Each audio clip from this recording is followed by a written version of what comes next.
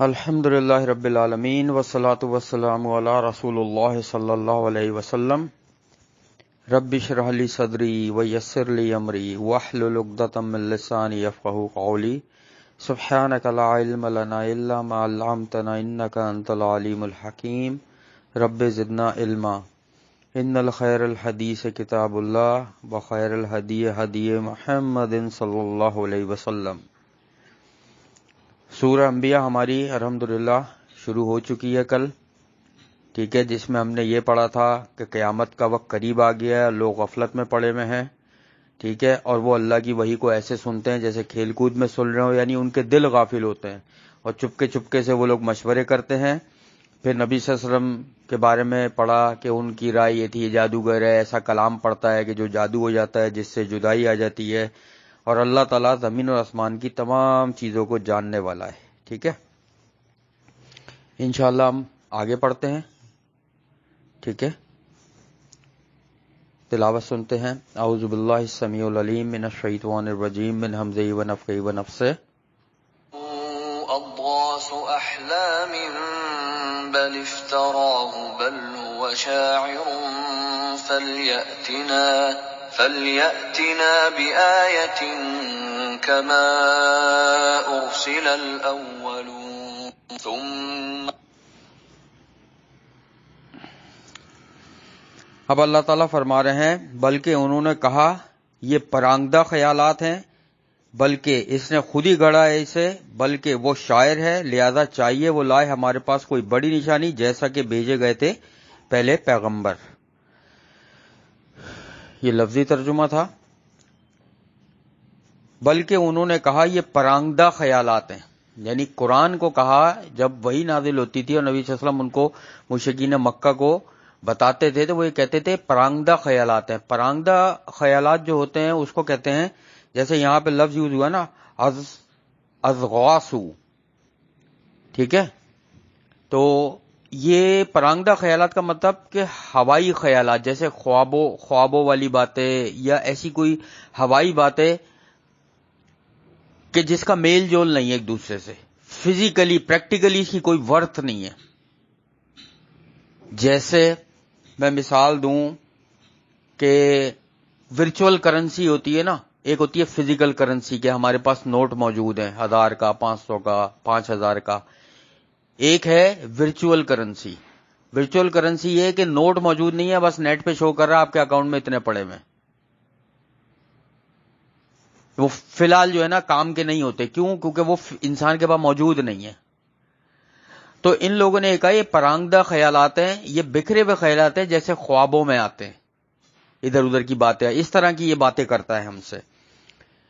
بلکہ پھر کہنے لگے اس نے خود ہی گڑھا ہے اس کو، یعنی کہتے تھے کہ یہ اللہ کی طرف سے نہیں ہے، یہ خود گڑھا ہے اس نے، بلکہ وہ شاعر ہے۔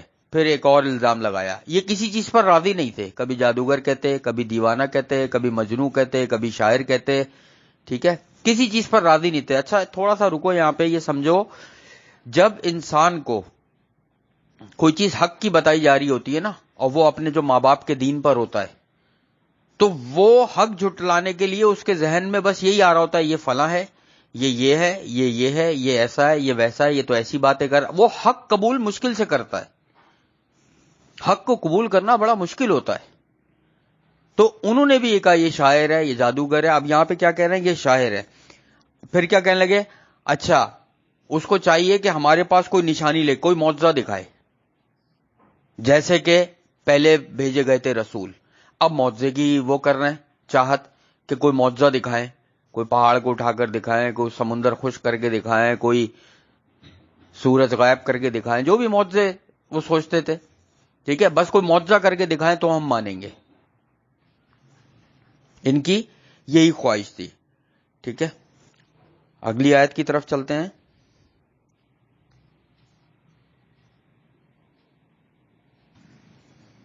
أفهم يؤمنون وما أرسلنا قبلك إلا رجالا نوحي إليهم فاسألوا أهل الذكر إن كنتم لا تعلمون۔ اب اللہ تعالیٰ فرما رہے ہیں نہیں ایمان لائے نشانی دیکھ کر ان سے پہلے والے بھی کوئی بستی کہ ہم نے اسے ہلاک کیا، کیا وہ پھر ایمان لے آئیں گے؟ اب یاد کرو اللہ تعالیٰ اس میں فرما رہے ہیں کہ معجزے دیکھ کر بھی تو پرانے لوگ ایمان نہیں لائے تھے. یاد کرو وہ اونٹنی نکالی تھی قوم سمود نے کہ صالح علیہ السلام سے کہا تھا آپ پہاڑ سے اونٹنی نکال کر دکھائیں. انہوں نے دعا کری، پہاڑ سے اونٹنی نکل آئی. کیا حال کیا تھا اس کا؟ کونچے کاٹ دی تھی اس کی، مار دیا تھا اس کو، قتل کر دیا تھا. اللہ نے عذاب بھیج دیا. معجزے دیکھ کر بھی تو ایمان نہیں لائے. موسیٰ علیہ السلام کا واقعہ یاد کرو، ہم پڑھتے چلے آ رہے ہیں کہ کہاں لائے تھی فرعون کی قوم ایمان، غرق ہو گئی تھی سمندر میں. پھر جبکہ دیکھ رہے ہیں سانپ کی لکڑی جو ہے وہ سانپ بن گئی، ان کا ہاتھ چمکتا ہوا نکلا ہے، لیکن نہیں ایمان لائے معجزے دیکھ کر. تو اللہ تعالیٰ یہی فرما رہے ہیں کہ پرانی بستیاں بھی تو ہلاک ہو گئی تھی، وہ تو ایمان نہیں لائے تھے. کیا تم بھی یہ ہونا چاہ رہے ہو کہ معجزہ اگر کوئی اللہ دکھا دے اور پھر ایمان نہیں لائے اور اللہ ہلاک کر دے؟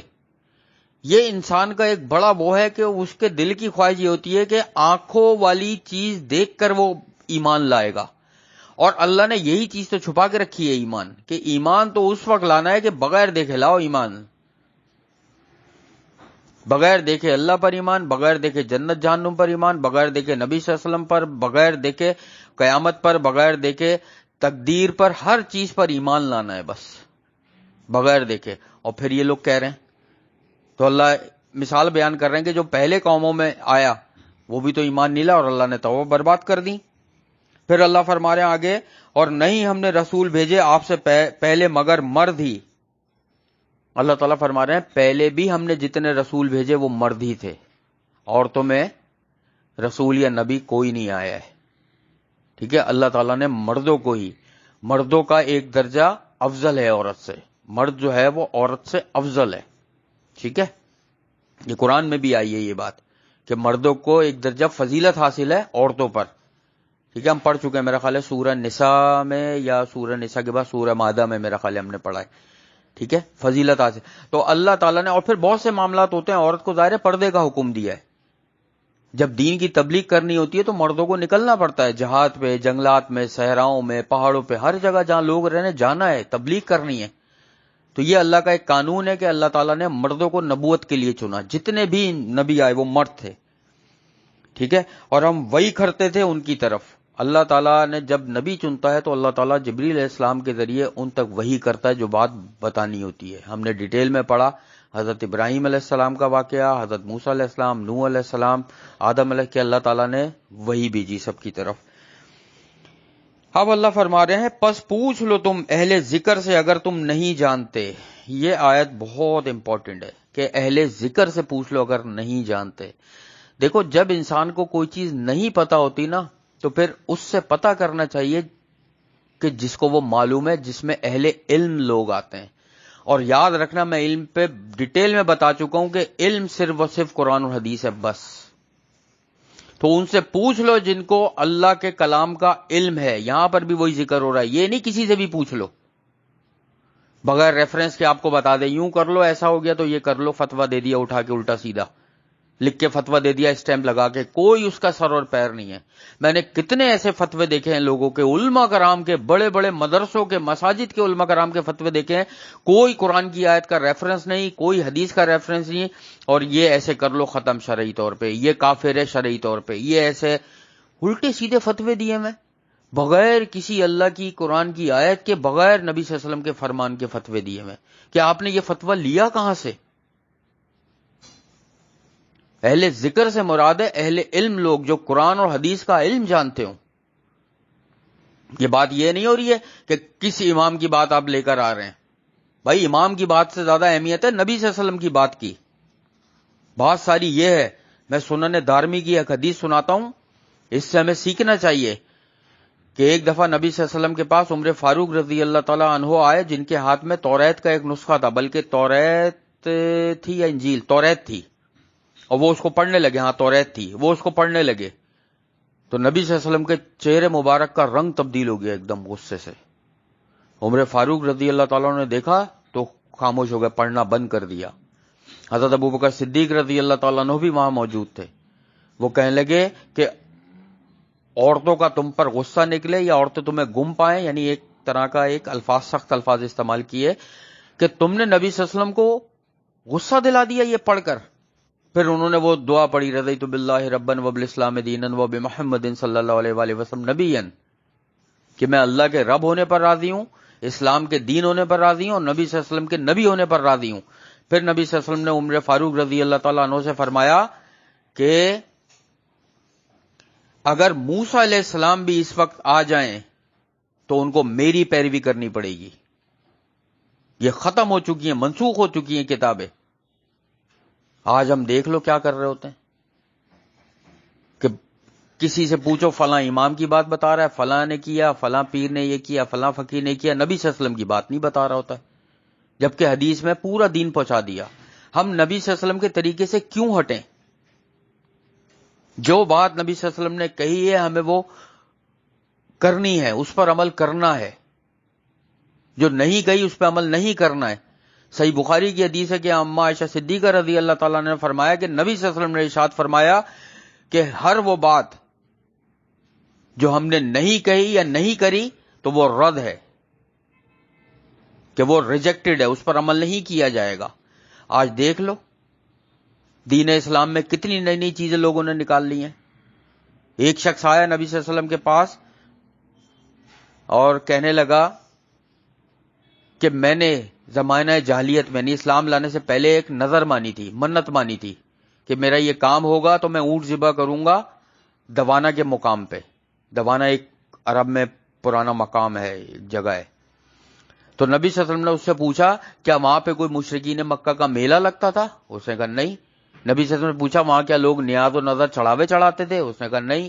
وہاں کوئی قبرستان تھا کہ جہاں لوگ جا کے کچھ کرتے تھے؟ اس نے کہا نہیں. تو نبی صلی اللہ علیہ وسلم نے فرمایا اپنی منت کو پوری کر. یہ صحیح حدیث موجود ہے. کیوں منع کیا؟ کہ کہیں اس میں غیر اللہ کے نام کی کوئی چیز شامل نہ ہو جائے. بیٹا یہ ذہن میں رکھو، جو کام نہیں کیا ہمیں نہیں کرنا ہے، اور جو کیا اس پہ عمل کرنا ہے بس. یہ طریقہ نہیں ہے کہ کسی نے بھی کچھ بھی بتا دیا اس پہ عمل کرنے لگے.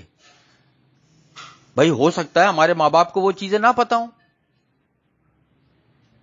اگر اللہ تعالیٰ نے علم دیا بعد میں آیا. ایسے کتنے لوگ ہیں، میں نے اس پہ مثال دی تھی، پورا واقعہ سنایا تھا عبداللہ بن جدان پر کہ اس کے اعمال کیا تھے لیکن اس کی پکڑ کیسے ہوئی. کتنے ایسے واقعے موجود ہیں. بھائی ضروری تھوڑی ہے کوئی اگر یہ کہ یار ہم نے تو ازل سے دیکھا ہے، شروع سے دیکھا ہے یہ کام اپنے ماں باپ کو کرتے ہوئے، بہن بھائیوں کو، دادا دادی نانا نانی کو کرتے ہوئے، اب ہم ایک نئی چیز سننے میں آ رہی ہے کہ یہ دین میں اجازت نہیں ہے اس کی، تو کوئی بات نہیں بھائی، ہو سکتا ہے ان کو نہ پتہ چلاؤ. اگر آپ کو پتہ لگ گیا قرآن اور حدیث سے کہ یہ کام غلط ہے تو اس کو چھوڑ دینا چاہیے. یہ ہے نبی کی محبت. کتنے ایسے صحابی تھے کہ جو وہ کام کرتے تھے، جب پتہ چلا نبی صلی اللہ علیہ وسلم نے منع کر دیا، نبی صلی اللہ علیہ وسلم نے یہ کام نہیں کیا تو انہوں نے چھوڑ دیے. بے شک ان کے ماں باپ کرتے ہوں، ہم لوگوں کو چھوڑ دینے چاہیے وہ کام. تو بیٹا بات یہ نبی سے محبت کا تقاضا بھی یہی ہے کہ فاتبعونی، کہ اتباع کی جائے ان کی، نبی صلی اللہ علیہ وسلم کی اتباع کی جائے، اطاعت کی جائے. جہاں نبی صلی اللہ علیہ وسلم قدم رکھتے تھے صحابہ ماں قدم رکھتے تھے. جس چیز سے نبی صلی اللہ علیہ وسلم دور ہوتے تھے صحابہ کرام دور ہو جاتے تھے. جو چیز نبی صلی اللہ علیہ وسلم نے نہیں کی صحابہ کرام نہیں کرتے تھے. آج ہم لوگ یہ کہتے ہیں کرنے میں حرج کیا ہے. اس پہ میں حدیث وہ سنا دیتا ہوں.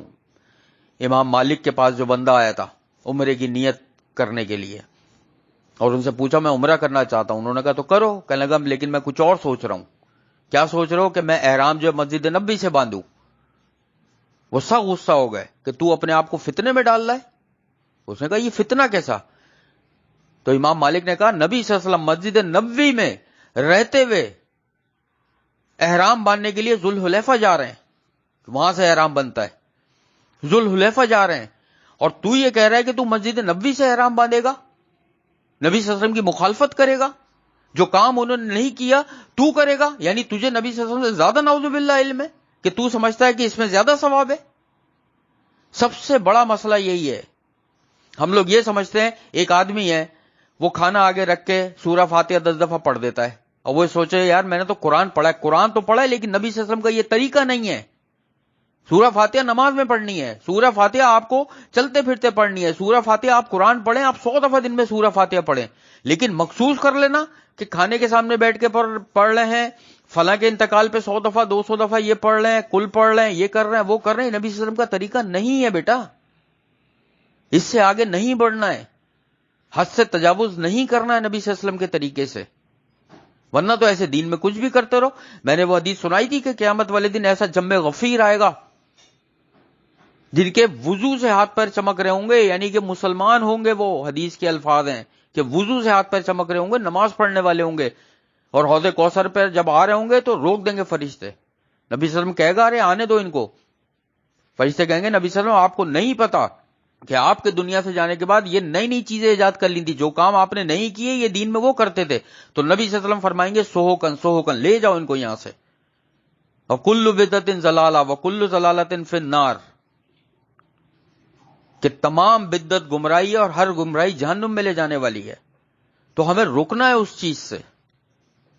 یہ جو لوگ کہتے ہیں نا ہم نے اپنے باپ دادا کو کرتے ہوئے دیکھا، بھائی تو کوئی بات نہیں، آپ کو اگر اللہ تعالیٰ ہدایت پر لے کر آ رہا ہے، آپ کو اگر وہ چیز اللہ تعالیٰ پہنچا رہا ہے جو اللہ اور اس کے رسول نے جس پر عمل کرنے کا کہا ہے، اگر آپ کے باپ دادا کو یا ماں باپ کو یا نانا نانی کو نہیں پتا ہے تو کوئی بات نہیں، آپ ان کو بھی بتاؤ، لیکن یہ کہہ دینا کہ ہم اپنے باپ دادا کو جیسے کرتے ہوئے دیکھا ہم اس پر عمل کریں گے، تو یہی تو مشرکین مکہ نے کیا تھا۔ پورا قرآن اس سے بھرا پڑا ہوا ہے کہ ہر قوم میں جب نبی اللہ نے بھیجا تو ہر قوم نے یہی بولا کہ ہم تو اپنے باپ دادا کو عمل ہی نہیں کرتے ہوئے دیکھا، آپ تو ہمیں نئی بات بتا رہے ہو، یہ اس پہ میں پورا درس دے چکا ہوں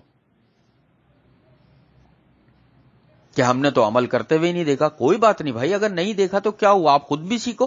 کتنے صحابہ کرام تھے جنہوں نے دین سیکھا اور پھر اپنے ماں باپ کو بتایا کہ بھائی آپ غلط طریقے پر ہیں، اصل دین تو یہ ہے۔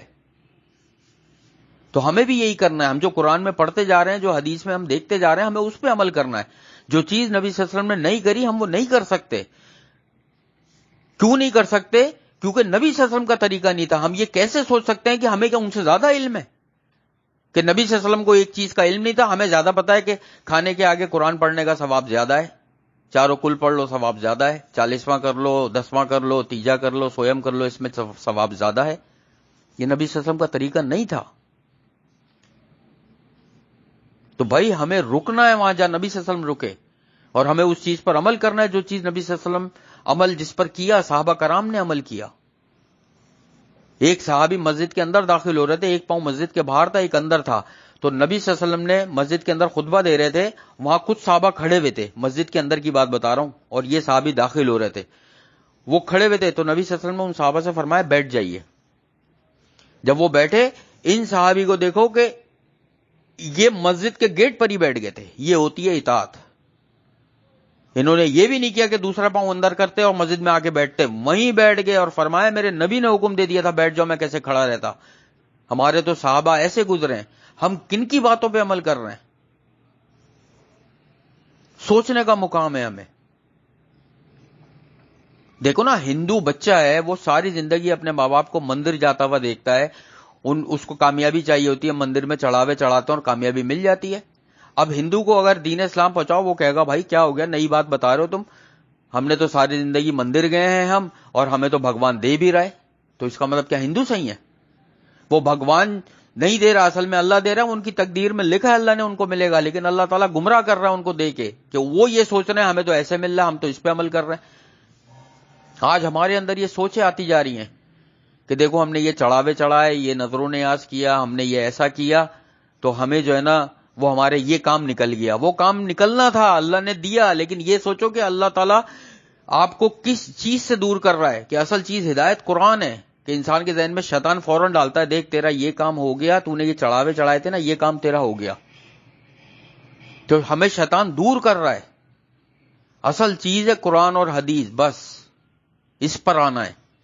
جو کام نبی صلی اللہ علیہ وسلم نے کیا وہ کرنا ہے، جس سے روکا اس سے رک جانا ہے۔ جو نماز جیسے بتائی ویسے پڑھنی ہے، جس چیز سے نماز میں روکا ان چیزوں سے نماز میں رک جانا ہے، روزے میں، حج میں، زکوٰۃ میں۔ یہ بیٹا بہت خاص بات بتا رہا ہوں، میں اس پہ پورا ایک بیان دے چکا ہوں کہ لوگ یہ کہتے ہیں کہ ہم نے اپنے ماں باپ کو تو یہ کرتے ہوئے دیکھا، تو بھائی کوئی بات نہیں، اگر ان تک دین نہیں پہنچا یا وہ نہیں پڑھ پائے یا وہ قرآن اور حدیث کی طرف نہیں آ پائے تو کوئی بات نہیں بھائی، آپ عمل کر لو، آپ کے سامنے ہے۔ تو اس بیس پہ تو کہ ہم نے اپنے ماں باپ کو کرتے دیکھا، پورا قرآن پڑھا ہوا ہے کہ ہر نبی کو ان کی قوم نے کہا ہم نے اپنے ماں باپ کو یہ کرتے ہی نہیں دیکھا جو آپ ہمیں بتا رہے ہیں۔ تو اللہ تعالیٰ نے جواب پتہ ہے کیا دیا قرآن میں، کہ اگر وہ گمراہ تھے یا ان تک علم نہیں پہنچا تو کیا تم بھی گمراہ ہو جاؤ گے؟ تو اللہ کو تھوڑی فرق پڑتا ہے۔ تم یہ سوچو اگر کوئی شخص یہ کہہ دے یار میری مرضی جو میں کروں، جو میرے ماں باپ نے کیا میں تو کروں گا، اس سے اللہ کو کیا فرق پڑنا ہے؟ اللہ تو بے نیاز ہے، وہ تو اپنا نقصان کرے گا۔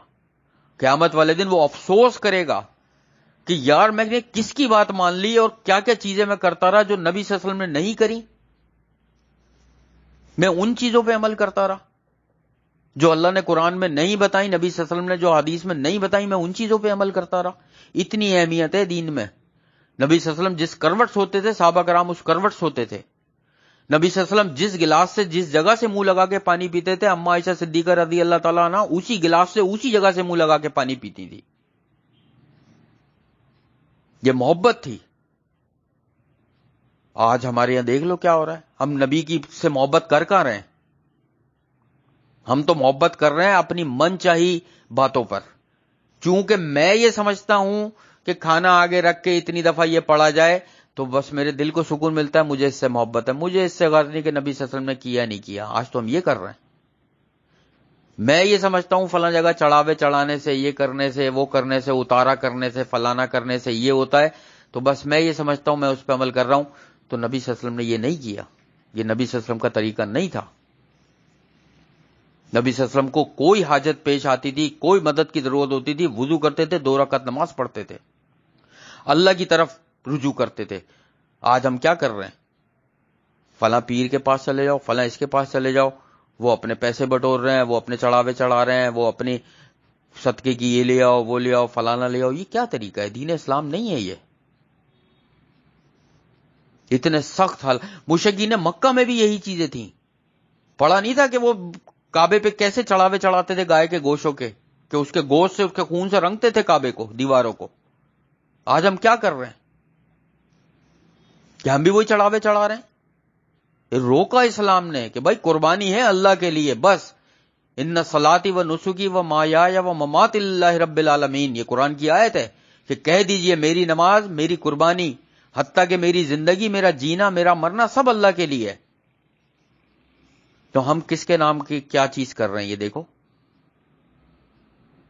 اللہ کی رضا سب سے زیادہ قیمتی ہے۔ فرق کیا رہ گیا؟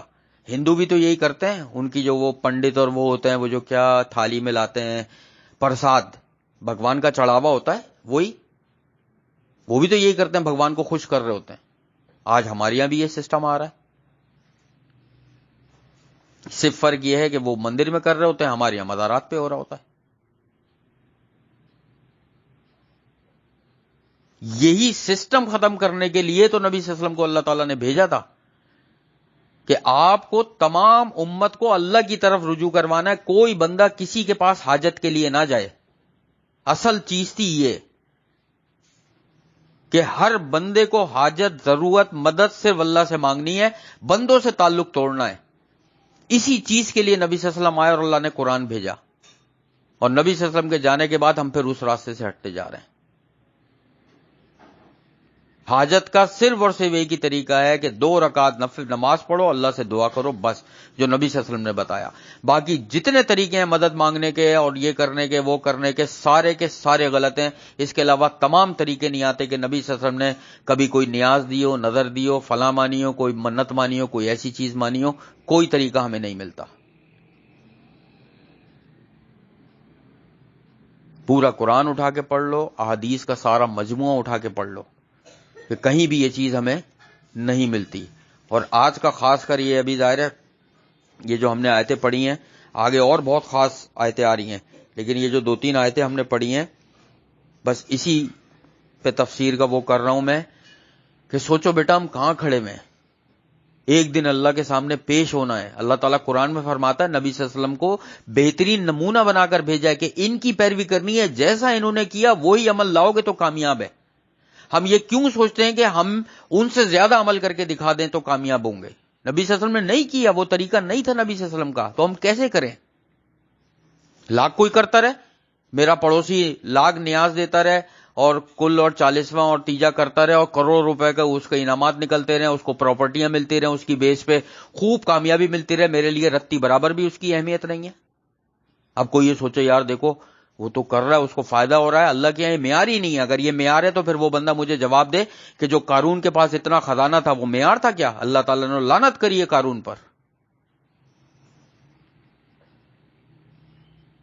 ابو لہب پہ اللہ تعالیٰ نے قرآن میں فرمایا ہاتھ ٹوٹے ابو لہب کے، کتنا پیسہ تھا اس کے پاس، ہاتھ ٹوٹ گئے اس کے، اس کی بیوی بھی تباہ ہو گئی۔ وامراتہ کا ذکر ہے اس میں۔ عبداللہ بن جدان ارب پتی آدمی تھا، کھرب پتی، خزانوں کا مالک، اور کتنا اللہ کی راہ میں خرچ کرتا تھا، کوئی فائدہ نہیں دیا اس کی نیکیوں نے۔ کیوں؟ کہ نبی صلی اللہ علیہ وسلم کے طریقے پر کوئی بھی نہیں تھا، اپنے نبی کے طریقے پر کوئی نہیں تھا۔ آج ہمارے ہاں کیا ہو رہا ہے کہ ہم اپنے نبی کے طریقے کو چھوڑ کے ہم کہہ رہے ہیں فلاں نے یہ چڑھاوا کیا، یہ ایسے کیا، اس کی وہ چیز پوری ہو گئی تو وہ صحیح ہے کیا؟ تو ایسے تو میں اور کتنے دکھا دوں جو بتوں کے آگے جھک رہے ہیں اور اربوں روپے کا فائدہ ہو رہا ہے ان کو۔ مکیش امبانی ہے، اس کی بیوی، دبئی میں ورلڈ کپ کرایا تھا اس نے اپنا ایک انڈیا کی ٹیم کا، اور بھگوان کے آگے اس نے وہ کری تھی، سونے کی مورتی، سونے کی اس کا چڑھاوا چڑھایا تھا کہ اگر میں جیت گئی اربوں روپے کا فائدہ ہوا اس کو، اس نے سونے کی بلی چڑھائی بھگوان کے آگے، تو کیا وہ صحیح ہے؟ اللہ نے بندوں سے تعلق کاٹا ہے، اور اللہ نے نبی صلی اللہ علیہ وسلم کو اور تمام انبیاء کو اس لیے بھیجا کہ بندوں کا تعلق اللہ سے جوڑیں، اللہ سے دعا کریں۔ اور وسیلے کے بارے میں بتا دوں کہ وسیلہ جو ہے نا، جو بھی قرآن اور حدیث ہم پڑھتے ہیں تو وسیلے کا جہاں ذکر آتا ہے نا، آپ اپنی کسی نیکی کا حوالہ دے کے اللہ سے مانگ سکتی ہو، آپ کسی نیک زندہ بندے سے اپنے لیے دعا کروا سکتی ہو، ٹھیک ہے، کسی نیک بندے سے کہا کہ بھائی آپ بھی میرے لیے دعا کر دیجئے گا، ٹھیک ہے، آپ اپنے والدین سے کہہ کے دعا کروا سکتے ہو، ٹھیک ہے، اور اپنی کسی نیکی کو یاد کر کے آپ اللہ سے دعا کر سکتے ہو کہ اللہ میں نے یہ نیک کام کیا تھا، میں تجھ سے دعا کرتا ہوں، یہ حدیث میں ملتا ہے، میں صحیح بخاری میں وہی بتا رہا ہوں، اس کے ہٹ کے کچھ نہیں بتا رہا ہوں، ٹھیک ہے، تو اللہ یہ میں نے نیک کام کیا تھا، آپ میری یہ دعا سن لیں، میں آپ سے دعا کر رہی ہوں یا کر رہا ہوں، بس۔ اس کے علاوہ کوئی طریقہ بھی نہیں ہے کہ آپ کسی مردہ کے پاس جاؤ یا مردہ سے مانگو۔ اللہ تعالیٰ فرما رہے ہیں قرآن میں، مردوں کو آپ، نبی صلی اللہ علیہ وسلم سے فرما رہے ہیں مردوں کو آپ نہیں سنا سکتے۔ اللہ کس سے فرما رہا ہے؟ نبی صلی اللہ علیہ وسلم سے، کہ آپ مردوں کو نہیں سنا سکتے، اللہ جس کو چاہتا ہے سناتا ہے۔ اور سورہ زمر کی آیت ہے انکا میت وانہم میتون، کہ آپ صلی اللہ علیہ وسلم کو بھی موت آنی ہے اور ان سب کو بھی موت آنی ہے، اور یہ ہم اگلی آیتوں میں پڑھیں گے، بالکل اب جو اگلی تفسیر ہماری انشاءاللہ پیر کو ہوگی ہم اس میں پڑھیں گے یہی چیز۔ تو بیٹا بس بات یہ ہے ساری کہ نبی صلی اللہ علیہ وسلم سے ایک قدم بھی، ایک بالش بھی، ایک ذرے کے برابر بھی آگے نہیں نکلنا ہے، وہ اللہ کی حدود پار کرنا ہے۔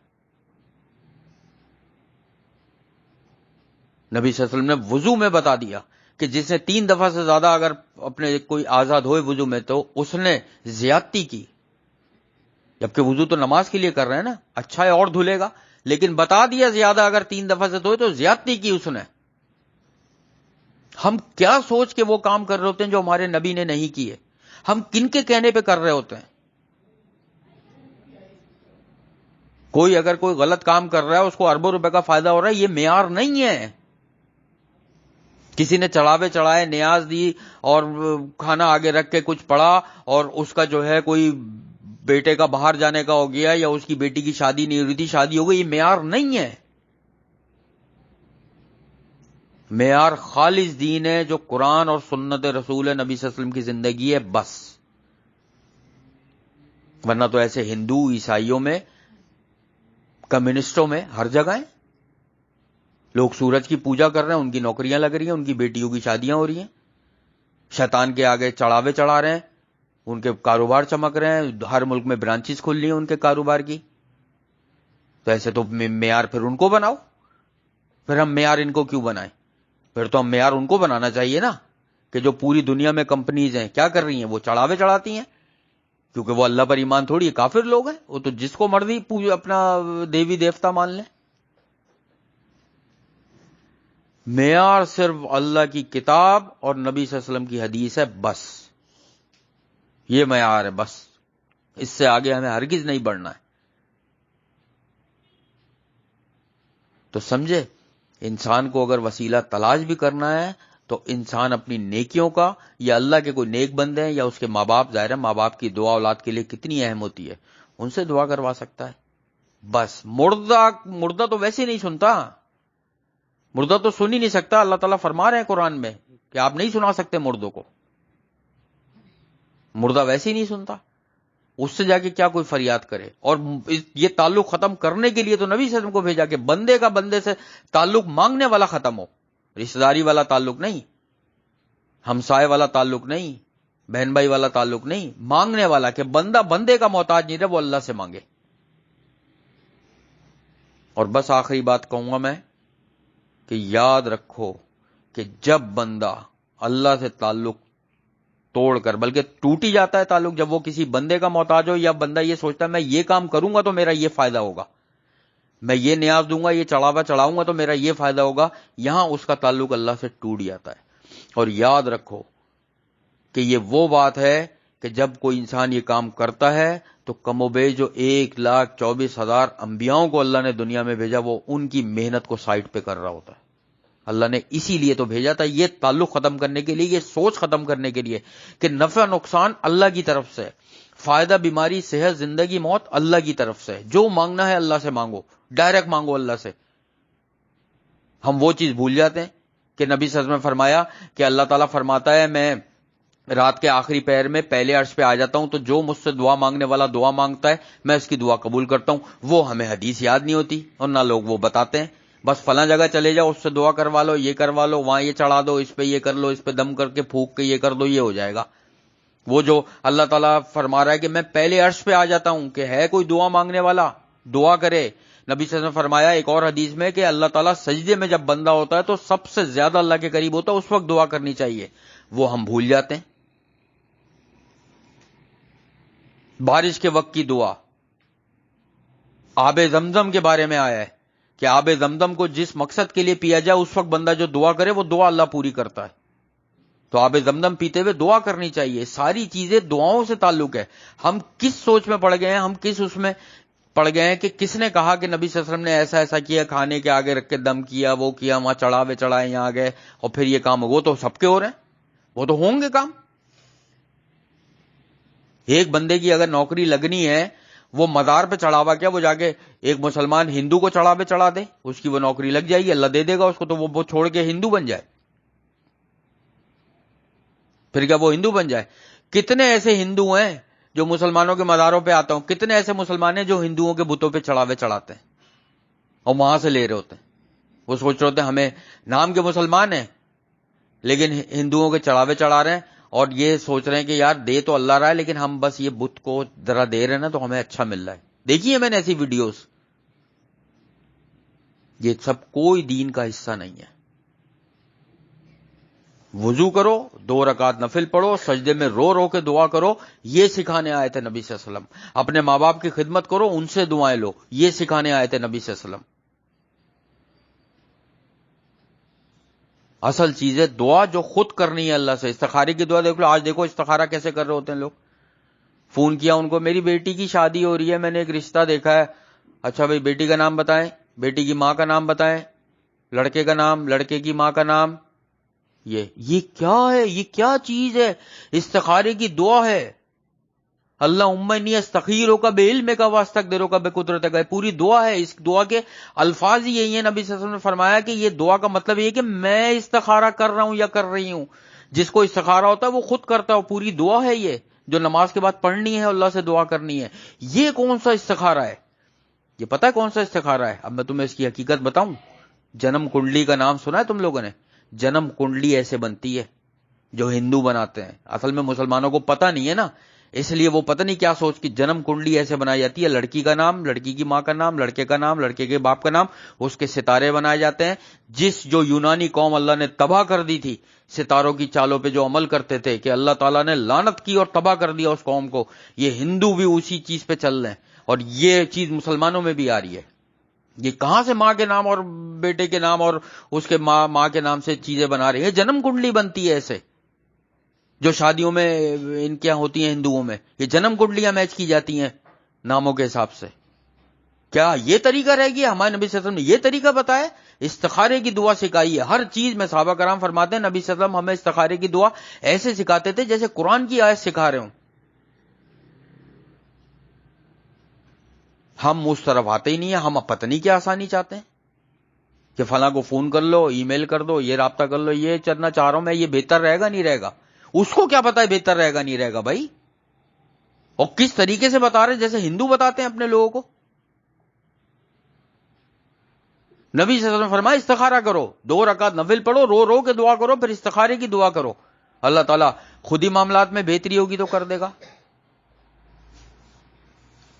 تو بھائی اصل چیز ہے نبی کا طریقہ۔ نبی سے محبت صرف وہی کرتا ہے جو نبی کے طریقہ پر ہوتا ہے، بس یہ ذہن میں رکھنا۔ اس کے علاوہ نبی سے محبت کا کوئی طریقہ نہیں ہے۔ ایک بچہ اپنے ماں باپ سے کہتا رہے ماں باپ آپ کے لیے جان بھی قربان ہے، آپ کے لیے سر کٹوا لوں گا، اور ماں باپ کہتے رہے کہ ہم یہ کام کہہ رہے ہیں ایسا کرتے رہو، بچہ کرے نہیں۔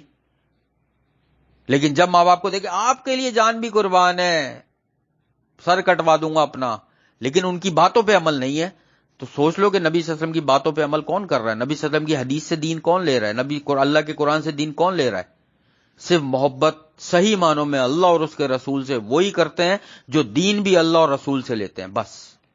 جس نے بھی رسول کے طریقے سے ہٹ کے کوئی کام کیا اس نے محبت کا حق ہی ادا نہیں کیا، وہ تو کہیں اور سے دین لے رہا ہے۔ پھر قیامت والے دن اللہ تعالیٰ آگے کھڑا کر دے گا اس کے، جاؤ جس کے لیے عمل کرتے تھے، جس سے سیکھتے تھے، اس کو جواب دو یہ میرے نبی کا طریقہ نہیں تھا، یہ پڑھ چکے ہیں سب ہم۔ تو اللہ فرما دے گا یہ میرے نبی کا طریقہ نہیں تھا، کس طریقے پہ عمل کر رہے تھے تم؟ آج کی تھوڑی بات تفسیر طویل ہو گئی، کیونکہ قرآن میں آیت ہی ایسی آئی کہ جس کی تفسیر تھوڑی سی بتانی تھی، اور آگے بھی آئے گی۔ ابھی منڈے کو بھی ہمارا اس کا کچھ حصہ چلے گا انشاءاللہ۔ تو اللہ تعالیٰ سے دعا ہے اللہ تعالیٰ ہمیں اپنی اور اپنے نبی صلی اللہ علیہ وسلم کی خالص محبت عطا کرے، ہمیں اس دین پر چلائے جو اہدنا الصراط المستقیم ہے، کہ جو سیدھا راستہ ہے بالکل، جو لوگوں کا محتاج نہیں ہے کہ فلاں سے یہ کہہ دیا تو یہ ہو جائے، اس راستے پہ چلائے جس سے اللہ اور اس کا رسول کا راستہ ہے، بس۔ ٹھیک ہے؟ نبی صلی اللہ علیہ وسلم نے فرمایا کہ میں 2 چیزیں چھوڑ کر جا رہا ہوں، جب تک ان کو تھامے رہو گے گمراہ نہیں ہوگے۔ جب دنیا سے جا رہے تھے نبی صلی اللہ علیہ وسلم تو 2 چیزوں کا ذکر کیا تھا، ایک اللہ کی کتاب اور دوسرا میری سنت، یعنی نبی صلی اللہ علیہ وسلم کی سنت۔ جب تک مضبوطی سے تھامے رہو گے گمراہ نہیں ہوگے۔ اور آج ہم نے کیا کیا؟ سنتیں چھوڑ دی، یا ان سنتوں پہ عمل کیا جو نبی صلی اللہ علیہ وسلم سے ثابت ہی نہیں ہے۔ کسی نے بول دیا یہ ایسے ہے، فلاں حدیث ہے، یہ ہے، اس پہ عمل کرنا شروع کر دیا۔ بھائی تحقیق تو کرو کہ وہ حدیث ہے بھی اور صحیح سند کے ساتھ موجود ہے نہیں موجود ہے، لیکن تحقیق نہیں کرنی۔ تحقیق کرنی ہے تو اپنے بیٹے اور بیٹی کی شادی کے ہال کی تحقیق کرنی ہے، وہ صحیح ہے نہیں، کھانے کی تحقیق کرنی ہے صحیح، کون سا چاول استعمال کر رہا ہے صحیح، مسالے کہاں سے لے رہا ہے، ڈیکوریشن والا کیا کر رہا ہے، کون سی گاڑی سجانی ہے، کیسے سجانی ہے، کمرے میں سجاوٹ کیسی ہوگی، یہ تحقیق ہم کریں گے۔ لیکن یہ تحقیق نہیں کریں گے کہ کسی نے بتایا، کوئی فتویٰ دیا، اس کی تحقیق کر لیں جا کے کہ وہ صحیح ہے یا نہیں ہے۔ اللہ تعالیٰ سے دعا ہے کہ اللہ تعالیٰ ہماری موت اس حال میں ہو کہ ہم قرآن و سنت کے پابند ہو، بس شریعت کے پابند ہو۔ اللہ تعالیٰ نے جس طریقے سے ہمیں قرآن پاک پڑھنے کے لیے جمع فرمایا ہے، قیامت والے دن اور جنت الفردوس میں بھی ہم سب کو اسی طریقے سے جمع فرما دیجیے گا۔ یا اللہ ہمیں نبی صلی اللہ علیہ وسلم کی سنتوں سے ذرا برابر بھی مت ہٹائیے گا میرے اللہ۔ اس دین کو ہمارے اندر ایسا رچا بسا دے یا اللہ کہ ہماری موت بھی اس حال میں ہو کہ تو ہم سے راضی ہو۔ اے میرے اللہ ہماری اولادوں کو، ہماری اولادوں کی اولادوں کو بھی بہترین ہدایت و صحت عطا فرما دے۔ اے میرے اللہ تو ہمارے والدین پر رحم فرما دے، اور جو اس دنیا سے چلے گئے ہیں ان کی قبروں کو جنت کا باغ بنا دے، اور ان کے لیے قبر کے سوالات اور منزلیں آسان فرما دے میرے اللہ۔ اے اللہ تو ہمارے والدین، بہن بھائی، رشتہ دار، پڑوسیوں سب کے گناہوں کو بخش دے، اور سب کو بہترین صحت اور زندگی عطا فرما دے اللہ۔ اے اللہ تو ہمارے گھروں میں، ہمارے رزق میں، ہمارے عمل میں، ہمارے علم میں، ہماری نوکری اور کاروباروں میں بے حساب برکتیں عطا فرما دیجیے، اس میں اضافہ فرما دیجیے۔ اے میرے اللہ، آخرت میں ہمارا حساب کتاب انبیاء، شہداء، صدیقین اور سلف صالحین کے ساتھ فرما دیجیے گا۔ ہمیں نبی صلی اللہ علیہ وسلم کا ساتھ، ان کی شفاعت اور ان کے ہاتھوں سے آب کوثر نصیب فرما دیجیے گا۔ ہم سب کو ان 70,000 لوگوں میں شامل فرما دیجیے گا جو بغیر حساب کتاب کے تیری رحمت سے جنت الفردوس میں جائیں گے۔ اللہم انا نسألوک الہدی والتقی والعفاف والغنی، اللہم اکفنی بحلالک عن حرامک واغننی بفضلک عمن سواک، رب ارحمہما کما ربیانی صغیرا۔ اللہم انی اعوذ بک من جہد البلاء ودرک الشقاء وسوء القضاء وشماتۃ الاعداء۔ اللہم انا نسألوک الجنۃ الفردوس وقنا عذاب النار۔ اللہم انا نسألوک الجنۃ الفردوس وقنا عذاب النار۔ اللہم انا نسألوک الجنۃ الفردوس وقنا عذاب النار۔ اے میرے اللہ، جتنے بھی قرآن پاک پڑھنے سمجھنے کے لیے یہاں لوگ موجود ہیں یا سن رہے ہیں میرے اللہ، ان سب کی تمام مشکلات، پریشانیوں اور بیماریوں کو دور فرما دیجئے۔ سب کی جائز خواہشات کو اور دعاؤں کو اپنی بارگاہ میں قبول اور مقبول فرما لیجئے۔ سب کے گھروں میں سب کو بہترین صحت اور سب کے گھروں میں بے حساب برکتیں عطا فرما دیجئے۔ ربنا تقبل منا انک انت السمیع العلیم وتب علینا انک انت التواب الرحیم۔ سبحان اللہ عما یصفون وسلام علی المرسلین والحمد للہ رب العالمین۔ اللہم آمین۔ سبحانک اللہم وبحمدک نشہد ان لا الہ الا انت نستغفرک ونتوب الیک۔ السلام علیکم ورحمۃ اللہ وبرکاتہ۔